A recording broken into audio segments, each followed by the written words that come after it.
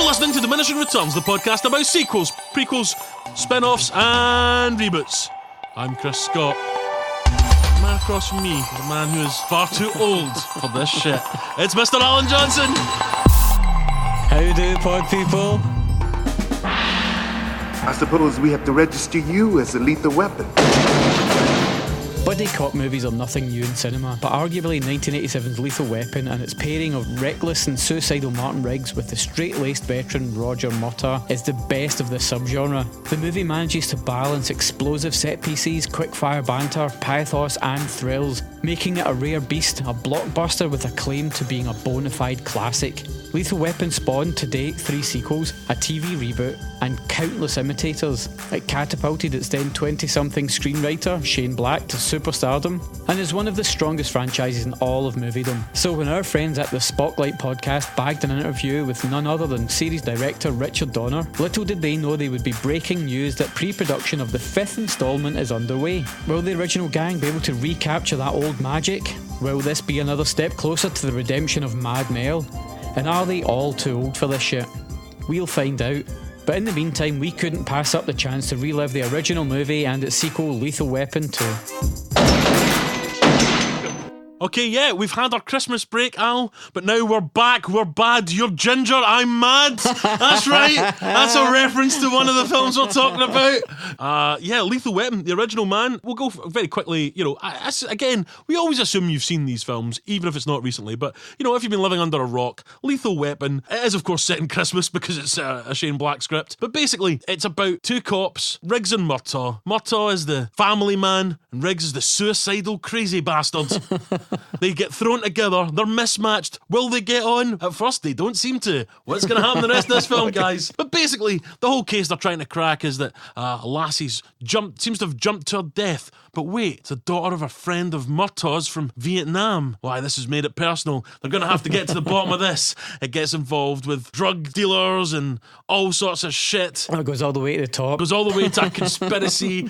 It goes all the way back to Vietnam. A shadow conspiracy of ex-vets who are bringing drugs into the USA. These 2 guys have got to crack this case while both wisecracking and suddenly learning to respect each other. It is fucking brilliant, right? It is absolutely, from start to finish, tasty manna from heaven. Yeah, so what else are you going to do when you've got a runaway blockbuster success like this? A film that was never really conceived to have a sequel. It was meant to be closed off. But they get the gang back together and they create the sequel where we re-team Riggs and Murtaugh. But now Mad Mel has dealt with his suicidal tendencies. He's now become part of Roger's extended family. They now have that bond. But now there's a whole new case for them to get involved in, which involves weirdly anti-apartheid movement, gold smuggling, crooked diplomats, and just a shitload more drugs and explosions. Again, well done everyone on board. It's almost hard to fuck up that formula. Yeah. Let's talk about the first film, as is tradition. We're not going to memento this podcast. I haven't seen the first film for ages. Okay. And from even the start of it, I was like, this is a great Shane Black joint. Brilliant. If you watch, I rewatched The Nice Guys, you know, it also starts with a troubled, dead young lady. Yeah. And this is right back to his first big script. The exact same thing. There's a lovely sort of helicopter shot of the city. We go into this upscale apartment. Mm-hmm. There's a proper pretty 80s lady with one boob hanging out, and then she's obviously high as fuck. Then we see her take a header out the window. Boom. What the fuck's happened there? It's a great kind of cold little open. You're just like, what the fuck? This is just mystery. And that's what I love about this film. It's like a great paperback thriller. Mm-hmm. And you can tell that Shane Black, the screenwriter, absolutely loves those old thrillers, and it's something that you'll see in all of his films. He's just updating it to a big action blockbuster movie. Mm-hmm. It then immediately cuts to Danny Glover as Murtaugh, Roger Murtaugh, and he's in the bath. He's getting his 50th birthday cake or whatever, right? It's just straight away, yeah, this guy's feeling weird about being old. Mm-hmm. What's nice about the movie, and it sets up really cleverly, Lethal Weapon is a film about juxtaposition. Yes. And Richard Donner, as a director, how he cuts between Murtaugh's family life, he's on the verge of retirement, he's worried about aging, and then we cut to Mel, who's waking up drunk in his trailer, all the way through this film. It's a point I'll come back to as we go through where things have mirrors and opposites, but it's masterful how we just cut between it. I'm not sure which cut of the film you saw. I always go for the original because I respect our listeners, Al, and I assume that's one of the most of them I've seen. I don't do what you do and be all sniffy and go and get a director's cut. You elite bastard. There's also even deleted scenes that didn't make it in the director's cut, which is the original opening for Mel was to find him drunk in a bar and really destructive and see him that way, but Donner, I think rightly, took that out and really focused on Mel's loneliness. And also how he lives. This is where Murtaugh lives. He's worried about being old, but he's loved. He's got a family in it. They're his grounding. There is everything. Whereas Mel doesn't have that.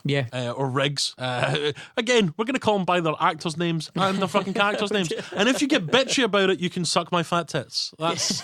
I want to be very clear to you, the dear listener, sucking my fat tits. He's this fucking mess. You know, he's got like he's smoking like fuck. He's drinking beer in the morning. It's just like his life is fucked. So we've had boobs in the opening credits, and now here we get to see Mel's arse. And Mel at this point, this is superstar Mel. Prime 80s Mel Gibson, before we knew how mental he was. He was a bit cheeky, bit charming. He had a mullet but could pull it off. Cut to Roger following up on the suicide from the night before, and he's on that. Now, in the director's cut, the original sequence that we meet Mel, he enters a school playground where there's a school shooting, and he just walks in front of the sniper, like he just like goads a sniper. But school shootings now in the modern age take it on a very different flavour than in the 80s you had a good old fashioned school shooting, didn't you? We knew how to do it right, you know, not like these millennials with their school shooting, right, Al? All too tragic that these are just a daily occurrence now. But I think actually in this instance, in the theatrical cut, I think it's more powerful that we don't meet Mel until he's in the Christmas tree drug bust. I'm not a huge fan of the school playground shooting sequence, and I much prefer the theatrical version where you meet Mel when he's doing the drug bust sequence. So basically, while Mel Gibson is a mess, we get to see him be actually, despite being mental, also good at his job. I think that was quite important, is that, you know, he still managed to do this drug bust. He still, you know, takes out bad guys. Yeah, this guy's a mess, but he's actually an amazing police, and I think that's really important. It just sets the tone. Roger, he gets to the scene, he realises that this lassie that's dropped out the window is his ex-Vietnam buddy's daughter, so that's him on a mission. We then see Mel Gibson being a brilliant cop doing a drug bust. So obviously there's then a drug angle is seen in this case, so that's how they bring in a guy from the drug squad. It's Mel Gibson and meets Danny Glover. Here's the thing, right? These two guys, they don't get along. And at the start, there's some great stuff where, you know, Rogers thinks that Riggs is, going to shoot somebody in the police station, doesn't know he's a cop, and then Riggs disarms Roger as Roger's trying to disarm him. And it's brilliant, and there's some great, like bluesy Eric Clapton guitar. You know, like he throws him over the shoulder and it goes, pow, pow, pow, pow, pow. And then Danny Glover's like, I'm too old for this shit. You're like, yes, this is the greatest fucking thing ever. But within the end of the day, they're like old pals. That's what I love about this. In your mind, you're like, yeah, they don't get along. Like, they literally don't get along for an afternoon. In the car ride to go and visit a suspect, they're literally laughing with each other and cracking jokes. You've basically had a morning where you're like, I'm not sure about this guy. There really isn't that much of a kind of they don't get on. You can kind of see the obvious bromance starting pretty much straight away. Guess it speaks more to their professionalism. You know, regardless what's happening, the higher ups have said you're partnered with, you investigate this case. So from that point of view, they're just professional cops. It's got that real thing that I like where instead of being quip machines, they are making each other laugh. It's organic. They're laughing with each other, which is what would happen if you're in a car and somebody says something funny.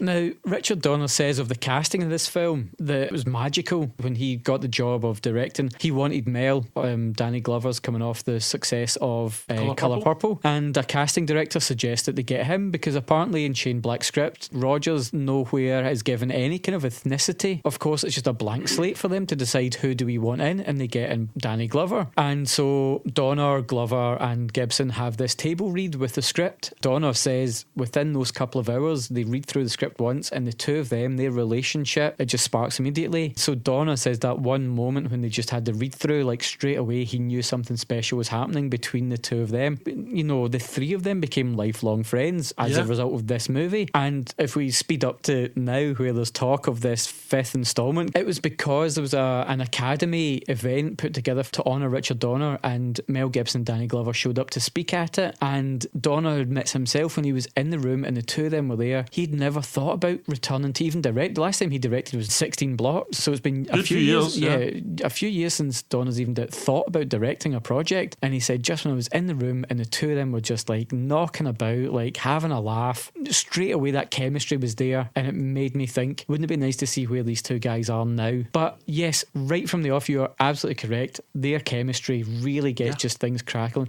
But also, this is the point that normally you bring up. We're like 10 minutes in the movie. Yes. But we already know Roger's a happy family man. He's a Vietnam vet on the verge of retirement. Martin is a suicidal nutbag. His wife's dead. His wife's dead. He's also a Vietnam veteran. Yep. Plus, also, we know there's now this like drug link to the murder and a linked person link from Roger. Yep, exactly. 10-15 minutes in. Finding out information, everything's moving forward. Absolutely. And it's great because it's an adult film for adult, like it's grown up topics, and nothing is spoon fed to you. You need to keep up with what's going on, otherwise you're getting left behind. That is something that actually when I was watching this I was going, this is a big budget film, proper Hollywood product, and it is effectively a B movie with money behind it, but in the best way. I don't mean that as an insult. Yes, it's classic genre fiction with, like you say, you're not getting your hand hasn't been held, and also like you're going to see some fucked up shit here. It's going to be brutal, it's going to be violent. We're not trying to make it a 12A so that the widest possible audience can see it. It's not going to be flabby. This is a top thriller. It's very much in the vein of our first film series. We talked about Clint Eastwood's Dirty Harry series. Yeah. This is very much, to me, it's a take of your classic honourable men in a corrupt world. They might not be nice guys, to coin a phrase. They might not even be good people, but they're honourable people. Yeah. And they know that there's something that they need to do because it's the right thing in a world that is corrupt. And I think that's why I love these films. And I will watch variations on this film if they're done well all live long day. Like, it's every decent noir film you've seen. It's Clint Eastwood and Dirty Harry and the good sequels. Maybe not the Deadpool, guys. Maybe not the Deadpool. It's so many great detective, James Ellroy books and Shane Black scripts, of which Lethal Weapon, of course, is the big one. It's perceptive that you've noticed that, because Shane Black admits that what he was trying to do there was to essentially write an urban western inspired by Dirty Harry. Well, again, so perfect. There you go. And again, the western hero is the antecedent of that noir hero. Yeah. It's it's Shane doesn't want to go and fight Jack Palance, does he? Pick up the gun.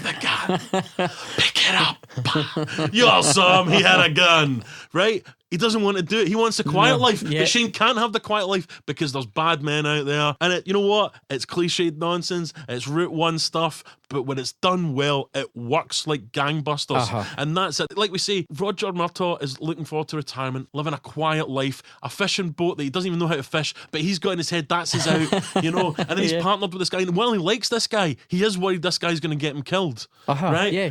But Riggs himself, his arc is that he thinks he has nothing to live for. The only thing that's keeping him going is the job. And then they find this case. There's something more going on than just some woman dropping off of a building. Yeah. It becomes this drug case. And as they uncover each layer, these two men come together because they both know that this is bigger than both of them and that the right thing needs to be done. Fuck, man, it works for me every goddamn time. I am off my seat going, come on, fellas. It just works. Well, even for the Gibson character, who is effectively living like he has nothing to live for, and at any day he's going to swallow his special bullet, like he's going to kill himself, just through the bond he gets with Roger and the acceptance of Roger's family, he suddenly finds something to live for. So when at the end of the film, when it's Roger's daughter who's in peril, Riggs is the first one there. Like, he's hatching the plan. He's put himself in danger to help his partner and save his now like adoptive family. I mean, the scene where at the end of like their first day together, like I say, it's like their first day, and Roger's like, "Born back. I think you're a crazy suicidal man, but let's go and meet my family." But these are the scenes that make this film so special. 100%. When they are at the dinner table and they're just all having just really natural conversation that lets you know who the people are and these characters. I'll be the first to say I have a big issue with modern Mel Gibson, but there's no getting around the fact that guy is a fucking movie star 100%. Up and down, and he really sells that from the manic to the tragic. He's a really damaged person in this film, which I think is something that I think we do lose in the later films, which is, I guess, natural. But in that first film, he's ready to kill himself and he's ready to die, and he's got nothing to live for. And as through working on this case, he has a mission, but through that he meets Roger and his family. They become his de facto family. They take take him in. They show him sort of warmth, and Roger obviously does like this guy, and Riggs obviously loves Roger as well. It's wonderful when we talk about that chemistry. I mean, I could just see those two just chat all day. There is obviously a genuine affection there. They are still pals. Danny Glover has, I believe, even when Mel was having his troubles, stood up for him, which says a lot to me. Absolutely. This is where I do hope that Mel makes right with the world, because the people that have spoken out on his behalf are great, honourable people, but most notably Danny Glover, Whoopi Goldberg and Jodie Foster all have stood by, and Gibson himself has admitted in interviews that their speaking up on his behalf has really made the difference to him. Yeah. So let's get into the case of the first film. They find out that Roger's old Vietnam buddy, the father of the lassie that dropped out the window, Michael Hutzager, played by genre legend Tom Atkins. Nice. You know him from films like The Fog and Halloween 3. And his diet. Now, he got involved with what they called Shadow Company. Brilliant. Right? Straight away, they call it Shadow Company. I'm like, I'm in. Great bad guy name. And that's a bunch of basically Vietnam vets who used their contacts back in Vietnam to smuggle in drugs to the US and make a fortune. But, you know, he's fallen out with them. Yeah, he's laundering money through his company for them. But he's having problems with them. So to get him back in line, they've killed his daughter because he's got another daughter. And he explains that all to Roger. I believe it looks like his daughter's wake. This is why I love Lethal Weapon, and it's one of the best things ever, right? So you've got a scene where the guy who you thought was a good guy is a bad guy. Yeah. He's morally compromised, and he tells one of the good guys the plot. That's amazing. And he's like, I've got another daughter, Roger. I can't go to the cops. Oh man, what's the only thing I could make that better? Would it be Gary Busey in a helicopter shooting the shit out of him 2 seconds later? Fuck yes, it would be. That's right, people. Gary Busey's the bad guy in this film, and he's amazing. Have you seen the cardigan he's wearing in that helicopter? It is He's like wearing a dad cardigan while he's got a massive like M16 fucking rifle, and he's basically murdering mourners and the guy whose daughter's just died.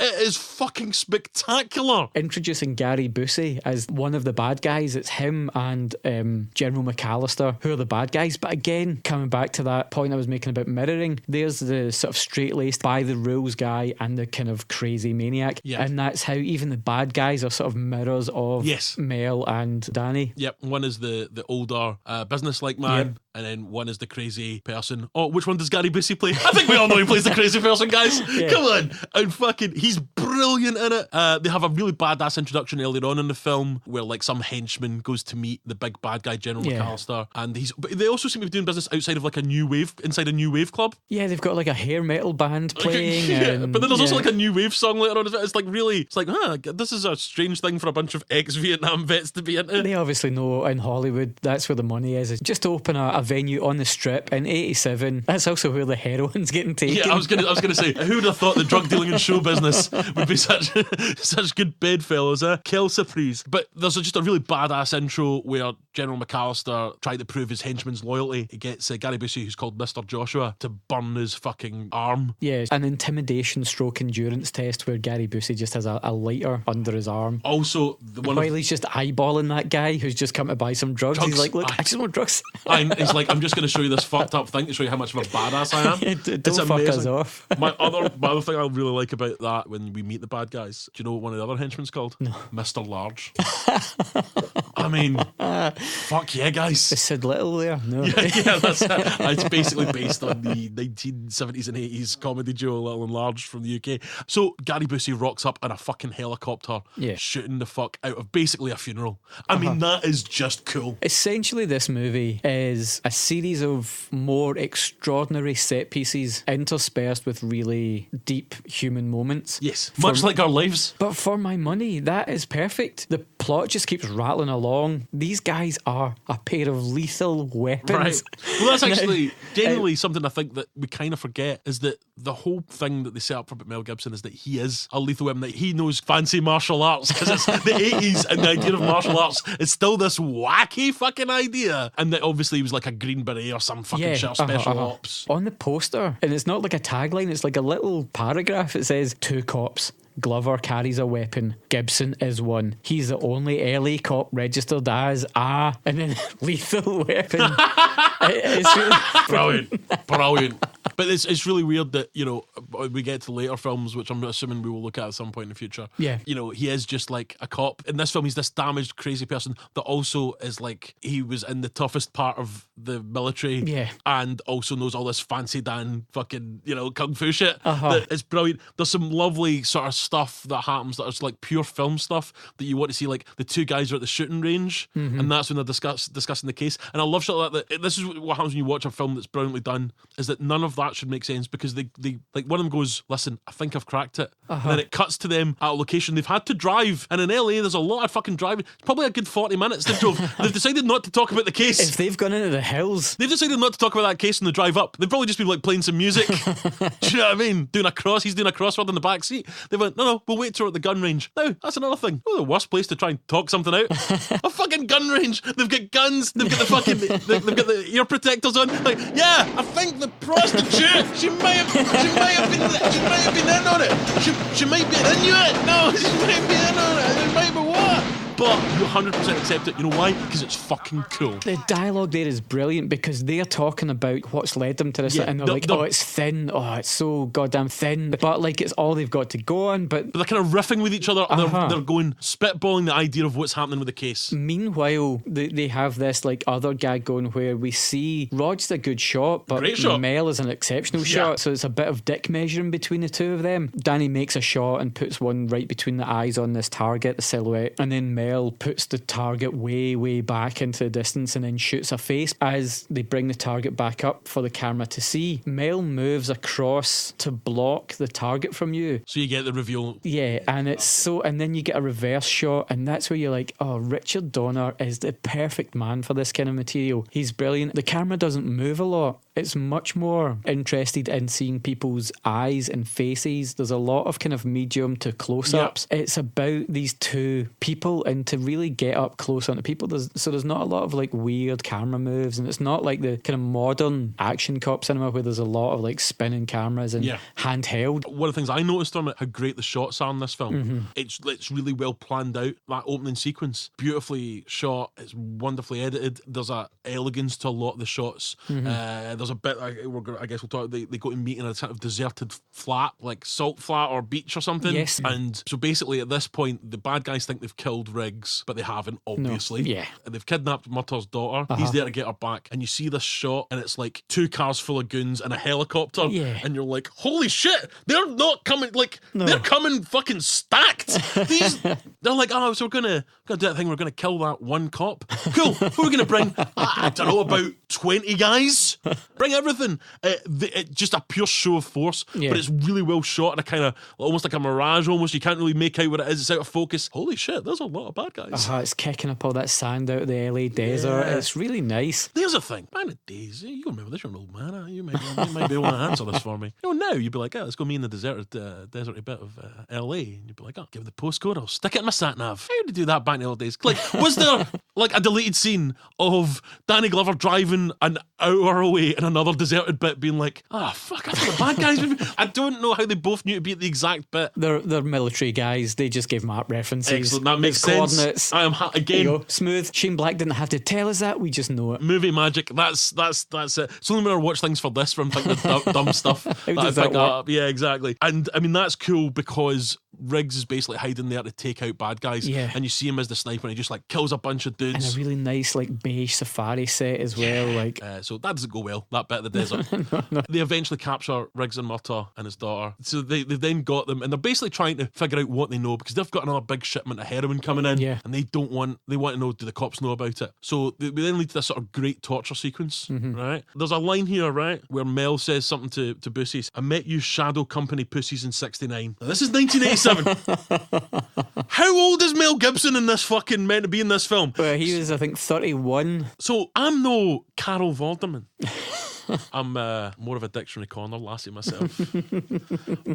Susie Dent. If you're listening, Susie, holler at me.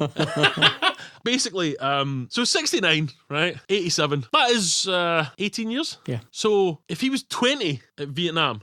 20 plus 18 is 38. Was he a special ops guy at 20? Well- I assume you're quite a military man, Al. I would like to know. I don't think they've done the maths on this. Well, let's say in real life. Do you know what the average age of a soldier in Vietnam was? Come on, everybody. No, 19. The irony, of course, is that Mel Gibson's dad returned with his sons to Australia to raise them so they would avoid the draft. Oh. And that's why Mel grew up in Australia. They do very little to hide Mel's accent in this film. Yeah, I keep there's- expecting them to go, you moved over here from Australia when you were 12? Because he's just like, g'day, I'm an American cop. So yeah, in 87, Mel was like 30, 31. Glover was around 40. So playing 10 years older. So I guess it's conceivable that Mel's playing a little bit older as well. But what I would like is a little bit where it goes on his driver's license. Yeah. And you get to see exactly when he was born. And then another character comes in and goes, hey, at what age did you enlist? That's all I need. Okay. So Riggs, Murtaugh and Murtaugh's daughter captured. Some great torture scenes. I mean, this movie and the sequel we're about to talk about, both stacked with that guy faces. Yeah. So of course here we get Al Yong from Big Trouble in Little China. He's one of the terrorists in Die Hard. The Asian American guy who's in every action movie you've seen. You've seen him in a million. He's your dude. He's a torturer. They've got a guy torturing Mel Gibson. The other guy's literally putting salt into Glover's wounds. It's like this real brutal, nasty.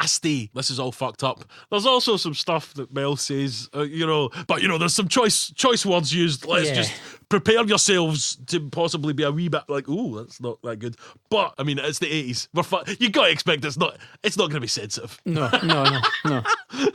This is what the whole film's been kind of leading up to. Eventually, Riggs just I'm a killing machine, and he gets out the torture. He's snapping fucking dudes' necks. He's fucking shooting cuts all over the shop. I'm like, yeah, this is fucking amazing. He's running down Hollywood Boulevard. Now, this is one of the real fantastic elements of this movie is it's an LA movie shot in LA that just does not exist these days. Yes. Because you really get a sense of LA, the city, in great locations. Yep. Apparently, the LA Council put up Christmas decorations on Hollywood Boulevard early just so that they could shoot with the Christmas decorations there. So, we've been primed for this. He is the lethal weapon, and you see him, and it's just he's brutal. He's efficient. He's just I'm gonna fucking kill motherfuckers. But you know what we didn't expect? Roger Murtaugh is a stone cold fucking killer.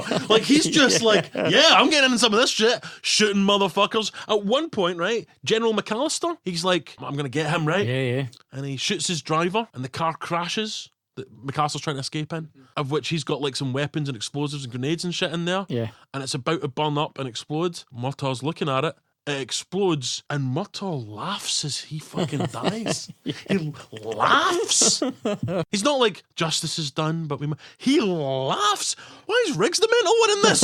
Murtaugh is just I have a taste for killing now. I think that's just here's where we see that these guys are more alike than even they had realised, So the car explodes, the car was filled with drugs, so there's just drugs blown up everywhere in Hollywood Boulevard. And in the original script, an idea that Shane Black had wanted was the finale was going to involve a helicopter chase and it's snowing cocaine over the Hollywood sign. Come on. Which, when the style in which Shane Black writes, that's perfect. Even though I think he was 22, he was only out of film school, I think. And he starts writing a script. He decides that it's not great, puts it in the bin, has second thoughts, pulls it back out, rewrites, and that's a script we get. But apparently the script is always peppered with little bits it was a mansion of glass and steel. So I had a quick look because obviously I'm a Shane Black obsessive, and there's a famous opening. I think it might be the opening bit or something, but it's something he's describing one of the scenes, and it's something like interior. This is the sort of house I'll buy if this script is successful.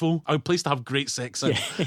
And you just go, yeah. Or little notes when it's, remember Bob from scene 1? Of course you do. You're a professional Hollywood script reader. Beautiful. By the final act, it is just insane. Whether it's escalating. Whether they're driving Roger's car through the front of Roger's house. Yeah. Oh, this is all stacking up. That's the final scene. Is really the sort of final set piece is Mr. Joshua, the main henchman dude, Yeah. the analogue to Riggs, he's gone back to Murtaugh's house. Right? Darlene Love and the kids are fucked. But here's the thing. He's already kidnapped your daughter, Roger. Yeah. Maybe get your fucking... just like, guys, go in, neighbours. Do you know what I mean? But he's just like, they've already kidnapped one kid. I'm sure that's enough for them.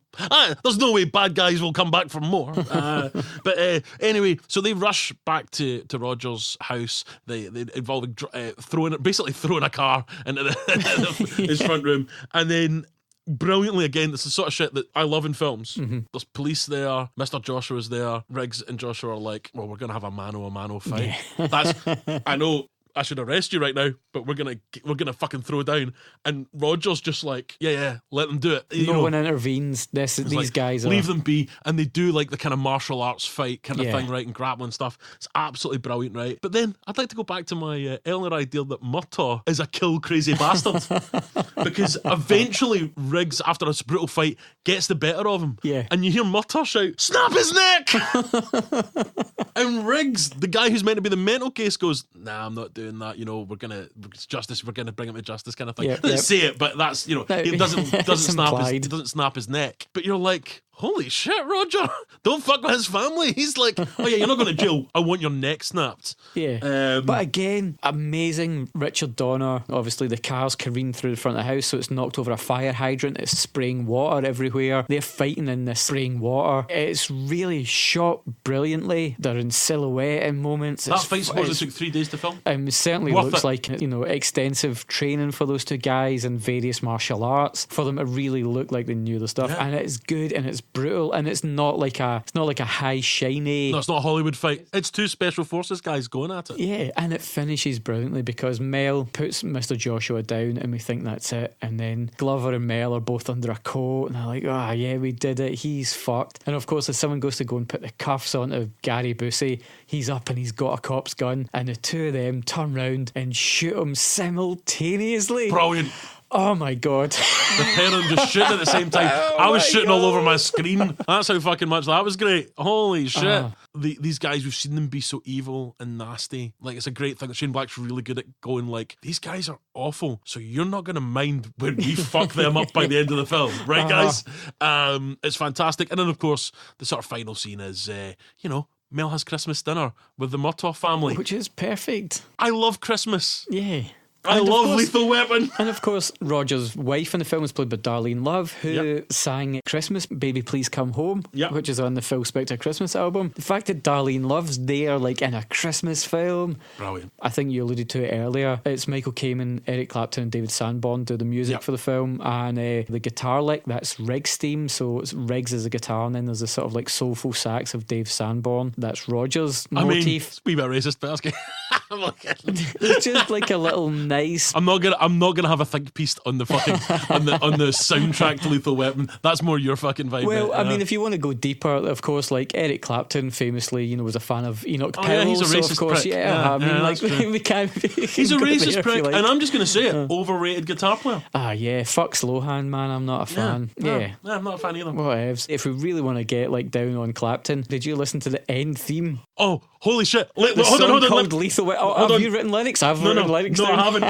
It's brutal. That song is called Lethal Weapon, and the lyrics that I wrote down were when you lose your love and it makes your life turn cold, love can become a lethal weapon. I love songs about plots of movies, Yes. but that is fucking turgid. It is. I mean, it's one of those ones where you go, I can do a theme song for Lethal Weapon. Cool. You know what would be a terrible phrase to use in the chorus of the song?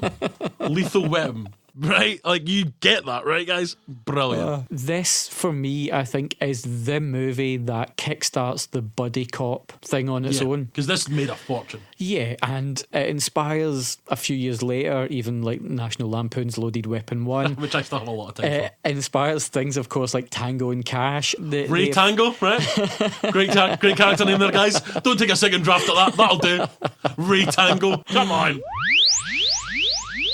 You're listening to our Lethal Weapon and Lethal Weapon 2 episode. We're taking just a second to tell you, if you want to get in touch, you can email us at diminishingpod@gmail.com. You can get us on Twitter at diminishingpod. You can get us on Facebook at Diminishing Returns Podcast, which you can tag us and stuff by putting at Diminishing Returns Pod. We're on Instagram as Diminishing Pod. We have a blog at diminishingpod.wordpress.com. And on YouTube, search for Diminishing Returns Podcast. You'll find us. We're an independent podcast, guys. If you're enjoying the show, if you've got friends that would like to hear two Scottish guys talk about cool cult film sequels and nonsense, please show them the podcast, send them the link to the exact podcast, get them on board, and rate and reviews on iTunes, wherever you get your pods, and subscribe and let the world know.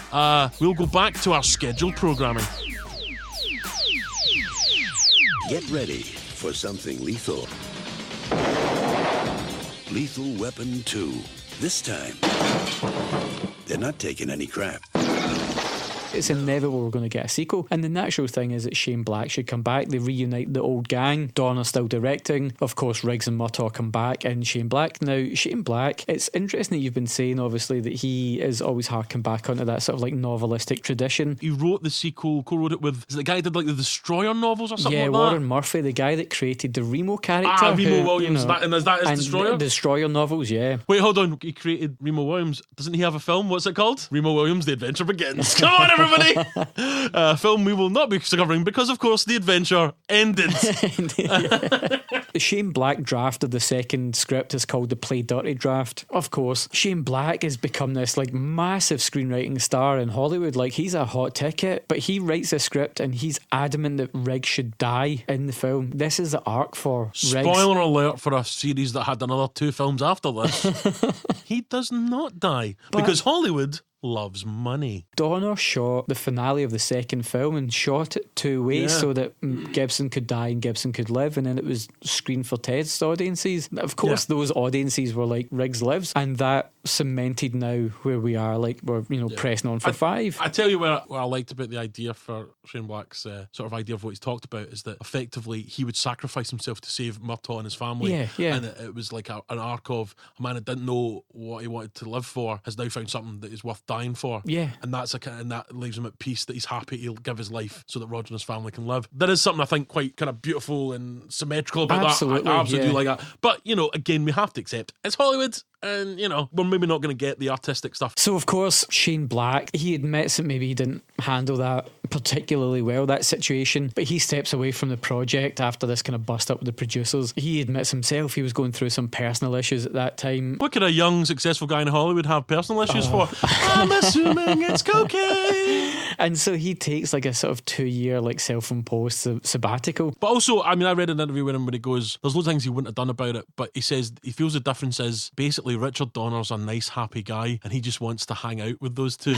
Now, if that's why he didn't want to make this like brutal dark sequel, he just wanted them to hang out and riff. Now, if you're not gonna do a Shane Black script, which I would always say do the Shane Black script, but if you're not, then that's not the worst reason to have. No, not at all. So I think Richard Donner, everybody seems to speak very highly of him, and I think he was just like, I just want to have some fun. And I do think between 1 and 2 that there is a kind of, I don't think the shots are as good, I don't think it's as cinematic. I think it is just a case of he's like, I just want to hang out with these guys, let's keep the camera rolling. However, what you do get is more of Mel and Danny.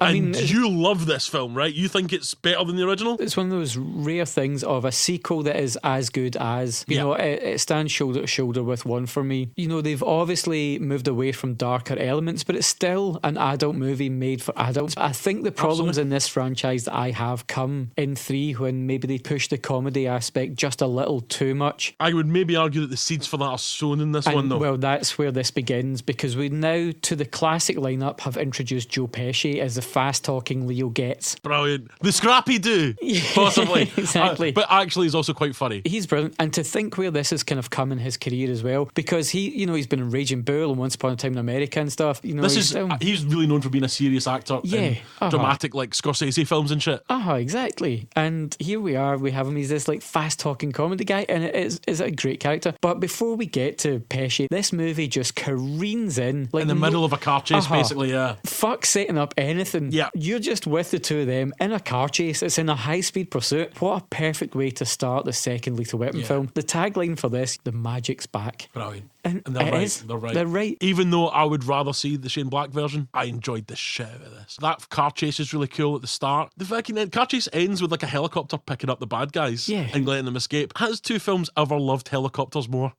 than this because there's like helicopters all over this shit. They then Riggs and Murtaugh open up the boot of the car and all these Krugerrands come out and they're like, what the fuck? Now, when I first saw this film, I had no concept what a Krugerrand was. When I saw this film yesterday, I didn't know what a Krugerrand was. So, I don't think it's important. Crucially, that kicks off the big mystery here. The overarching mystery is, why is this South African gold currency in the US? You're right. Why is this South African currency in the US? But yet, why is there like loads of bits, right? For the first 20 minutes of this film, Riggs and Murtaugh, two professional detectives, are like, we heard the voice of one of the bad guys. He had a weird voice. It wasn't like German or Italian. I don't know what it could be. We found a lot of South African gold. I wonder what the accent could be. And then like they hear another guy speak and they're like, he had his accent like this. Could it be the same one as the other guy? What, the one where we found all that South African gold? I have no idea. I can't possibly. It's fucking South African.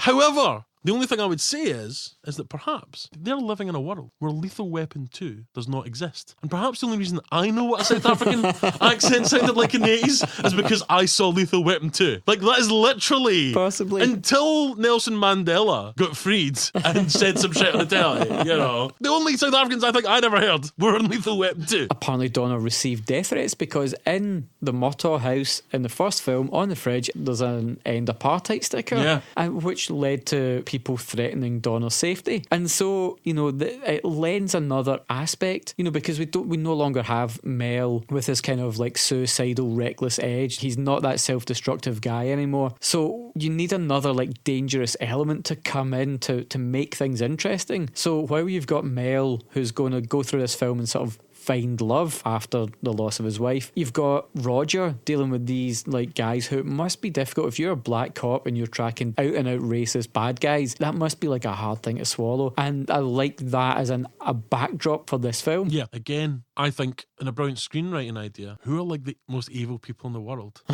I don't know. How's about the most racist of racists in the 80s? Yeah. Fantastic. Doesn't matter how many of them you kill.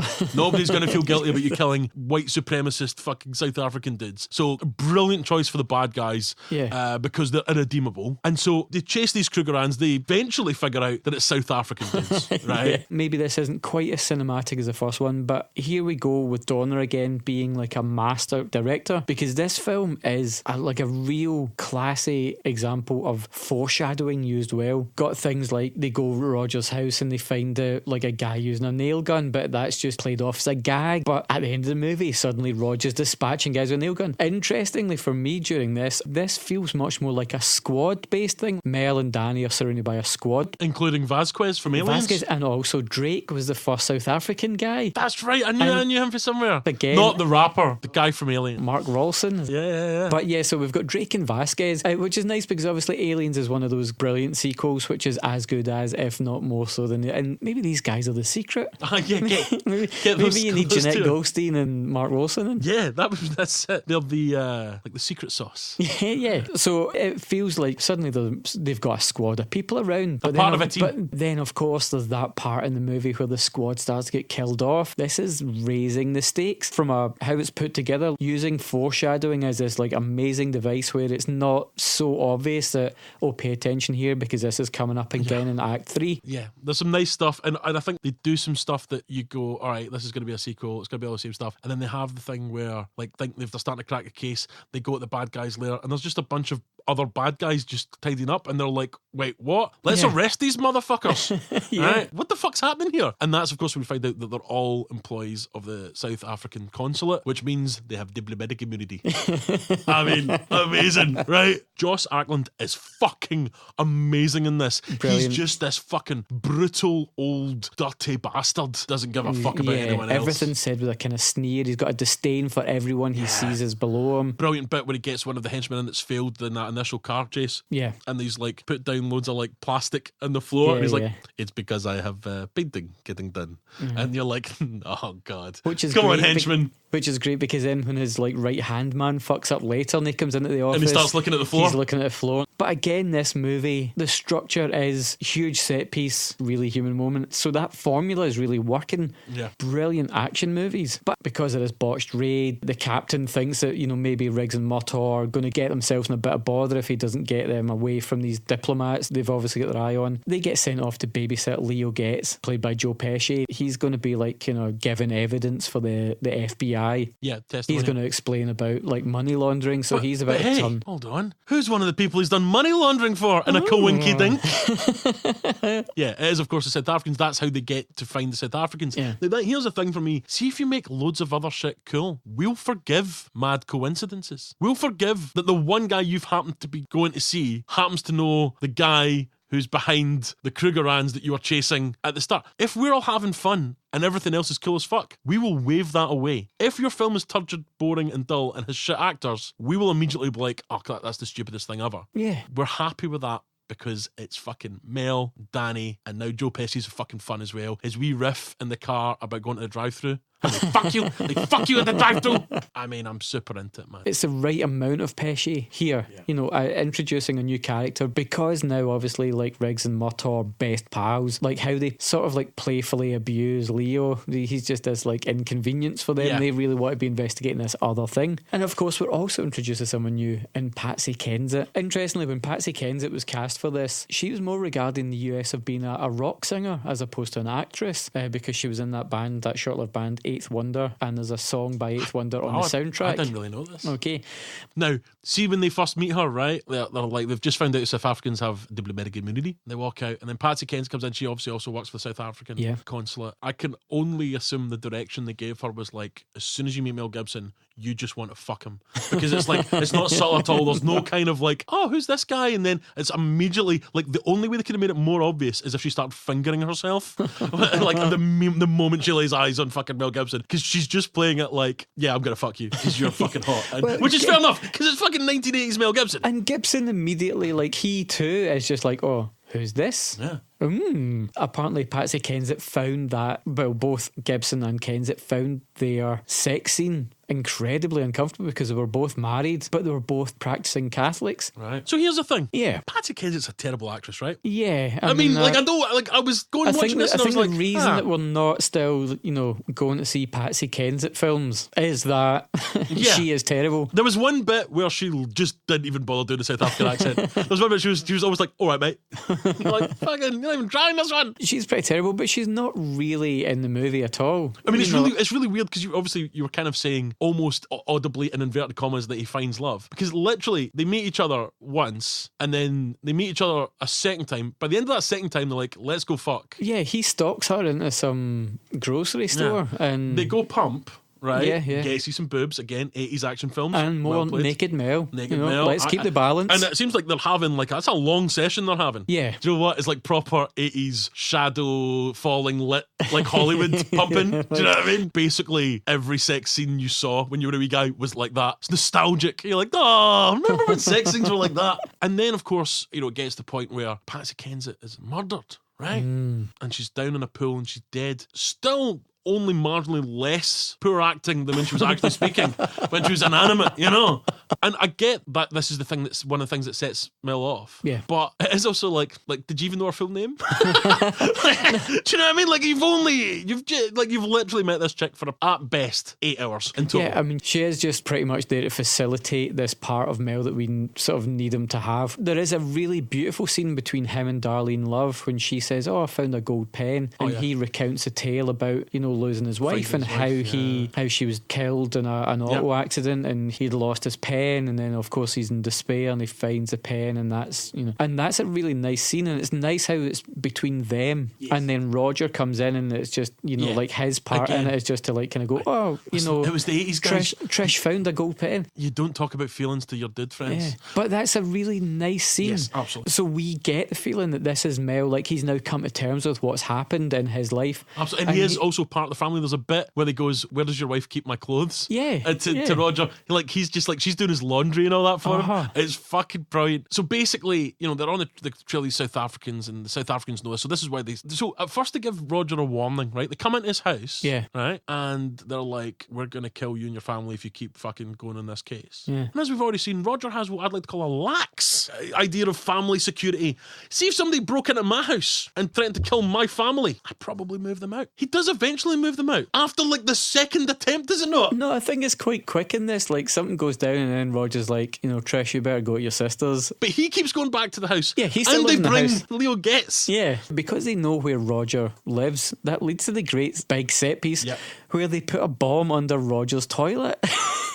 As ridiculous as that is amazing. Yes. Because when you have these two guys in a bathroom and one's on top of a toilet about to potentially die, the bomb squad are in there, all of a sudden they clear that room and it's just Gibson and Glover, and they really sell that. They really make me believe. There's a great moment where all the bomb squad have left the room and they're like, right, you need to jump into this bath and pull this bomb blanket over you. We've frozen a bit of the wire so it should give you a couple of seconds to get in the bath. But of course Roger's been sitting in this toilet for fucking like 10 hours at this point. His legs can't move. He's got dead legs. So Mel Gibson's like, I'll stay with him and I'll pull him up, sort of pull him off in the toilet. That's poorly phrased. Please, sorry, he doesn't say that because otherwise I'd still be laughing in my flat about it. He says, I'll pull him into the bath where, between the bath and the bomb blanket should protect them from the explosion.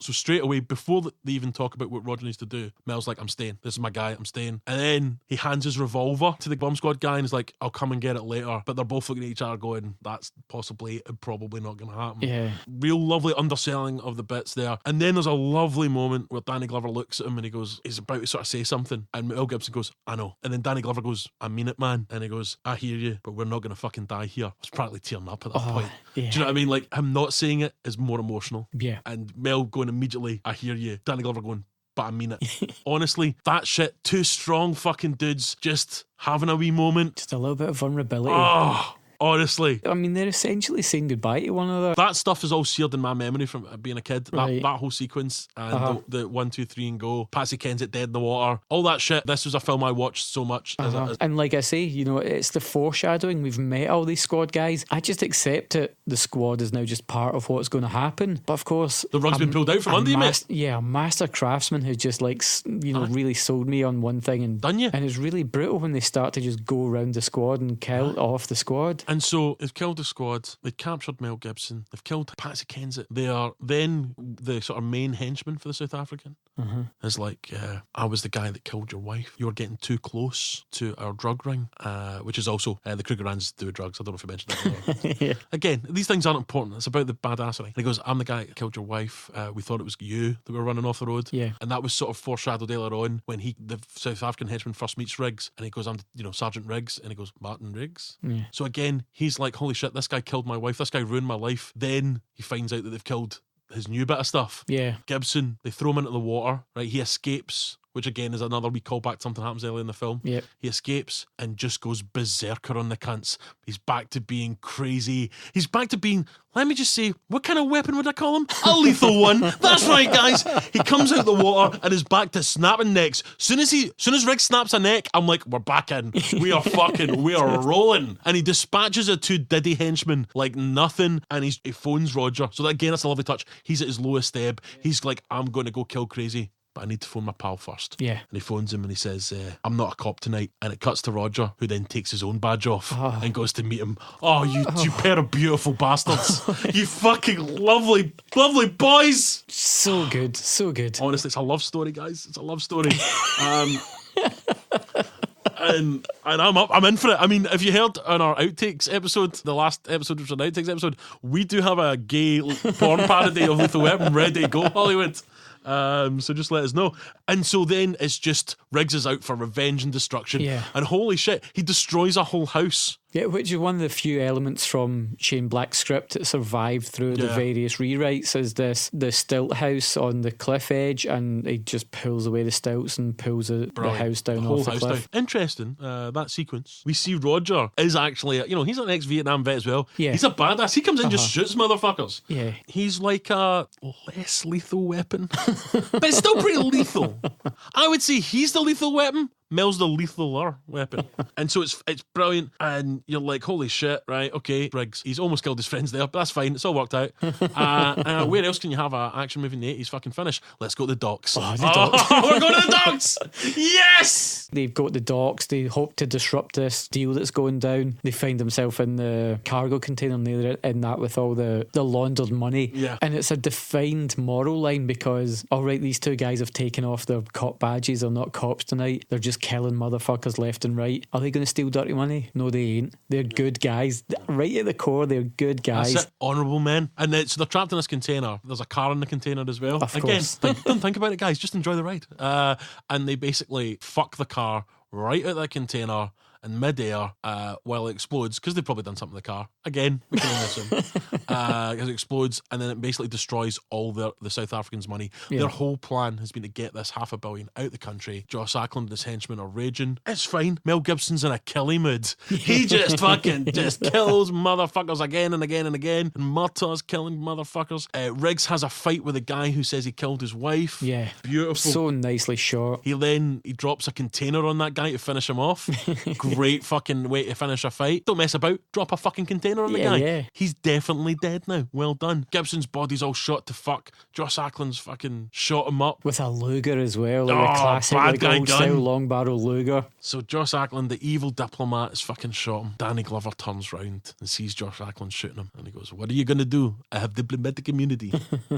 Murtaugh shoots him bang between the eyes. No thought, no hesitation. Bang, and says, "It's just been revoked." That's a badass line, isn't it? Right? Because I personally was like, how are they going to get around the whole diplomatic immunity thing? They don't. They just shoot him in the head. They just go, yeah, fuck that. Just going to shoot you, you evil old racist. And that's it. No clever kind of twist. No. What happens after that? They go, well, I'm there, guys. I shot a diplomat in the head. Oh, well. It's a 2-week suspension with pay. Don't do that again. Oh, no. Nightmare. You know. I'm sitting there going, you know what? While I wish this was a Shane Black script, I think it probably would have been better. I'm so glad we got this film. I'm so glad this has happened. This evil bad guy, cool lines. Gibson's killing people. They've fucking torn a fucking house down. Shit has got real. And then it ends with Murtaugh cradling Riggs, thinking he might be dying. Yeah. And then Riggs basically goes, "Nah, I'm not dying." And Murtaugh just goes, "You son of a bitch." Yeah. And then they both burst out laughing, and they're just like having a laugh while holding each other. That's a perfect ending for this film. Oh, that's great. And if we're not going to kill him, let's have the two lads holding each other and making each other laugh. I literally wrote, "I love this."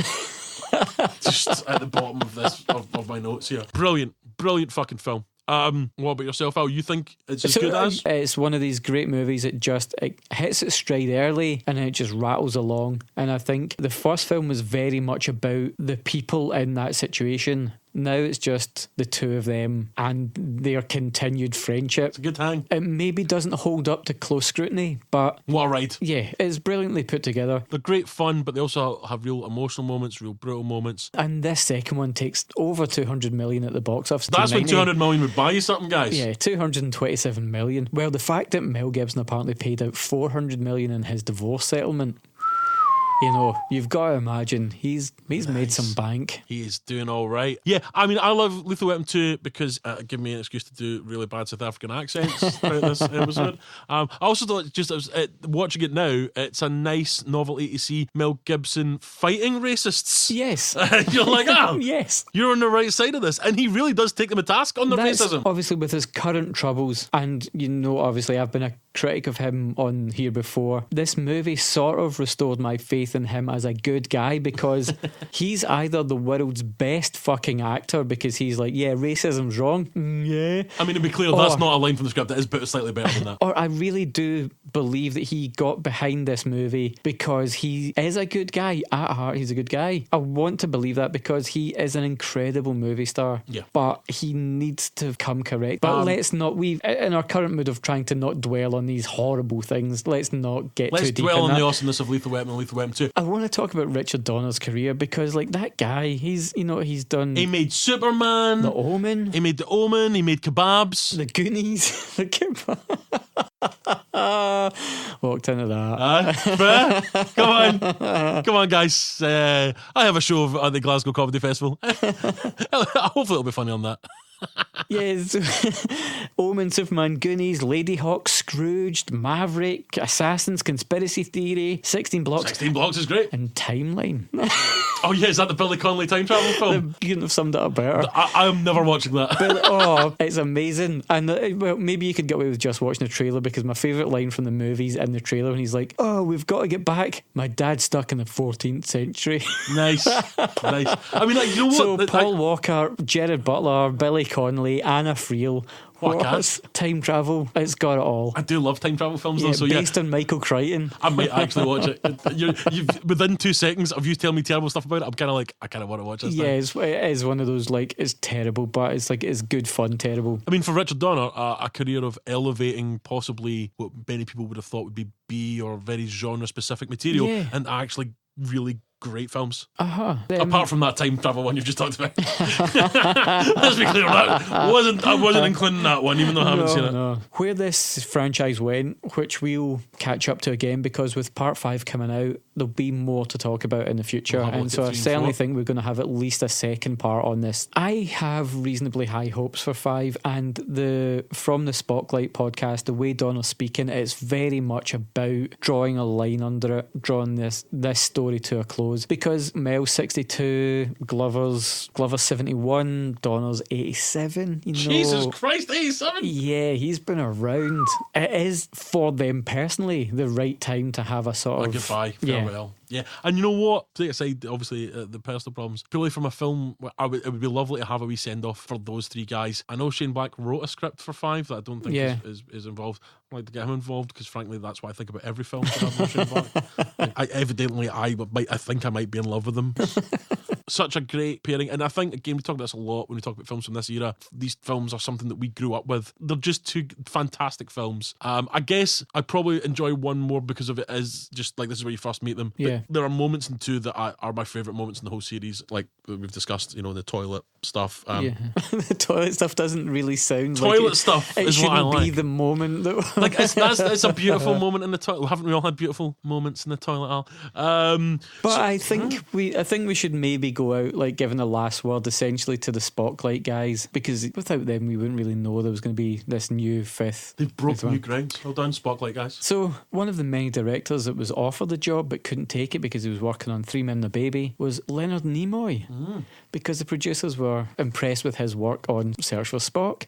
No disrespect to Nimoy, but I don't think we would be sitting here today reveling in the exploding bonkersness that is the Lethal Weapon franchise if Leonard Nimoy had helmed it. No, that's true. Well, I guess that's us, Al. After watching these films, I think I can see that actually, in a way, we are like Riggs and Murtaugh.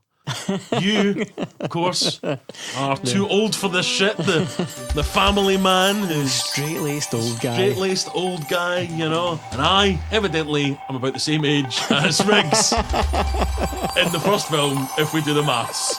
Thanks, guys!